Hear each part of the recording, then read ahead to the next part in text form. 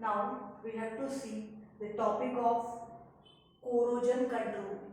Now in our some last videos we have seen the different ways to carry out corrosion control. So remaining from that, as there are three different methods to control the corrosion or to prevent the metal from the corrosion.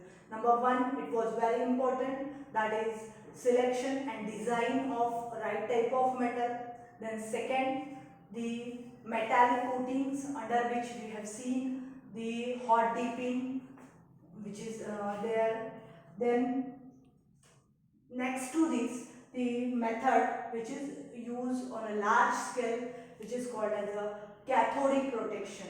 Now with this cathodic protection, there is another term which is a anodic protection is also there. So now what is actually the cathodic protection is? Now we know that corrosion is carried out, generally wet corrosion is carried out in such a way that formation of two separate areas is there, and then that two separate areas, one of them is a anode and another of them is a cathode. So the anode undergoes the process of oxidation, and by oxidation it loses electrons and that are accepted by cathode. So those which is undergoing the process of oxidation will act as an anode and get corroded. So anode is already corroded, and cathode, which accepts electron, totally gets protected. But here we have to protect that cathode, or the method is said as a cathodic protection. Now how it is? Here what we have to do, whenever there is a large pipeline, we can say, or large material which is to be protected by cathodic protection, here we have to use these two different ways. Number one, by using sacrificial anode, and another by using impressed current. Now these both things are depending on a single statement, that just we have to use opposing current, or we can use the another metal to get concentrated total corrosion on itself. Now we will just see it. It is very simple one. Then simply here we have drawn a diagram for the sacrificial anodic protection. In this, a simple solid media is there, in which a large pipeline which is to be protected is buried. So this is a pipeline which is buried in the soil media. This is a soil medium, this total, which is shown as a blue color, and then this particular pipeline is there, which is connected with another metal which is generally cheap in cost, generally easily available, and more active towards corrosion. Such type of metal is to be selected first to undergo the process of sacrificial type of process. So here those selected metal may be of magnesium, maybe aluminium, maybe steel, that type of metal is selected, and then connect that metal by using the insulated copper wire to the pipeline which is to be protected. Now by this what will happen, here instead of formation of two separate areas in a single metal, there is a formation of two separate areas in this total system. So as it is connected with each other, this is considered as a single system, and half part of the system which is more active towards corrosion will act as anode, that is the sacrificial anode, and another part which is less active comparatively and which is to be protected, that is a large pipeline which is considering or acting here as a cathode. So total corrosion is concentrated on this particular anode, and that's why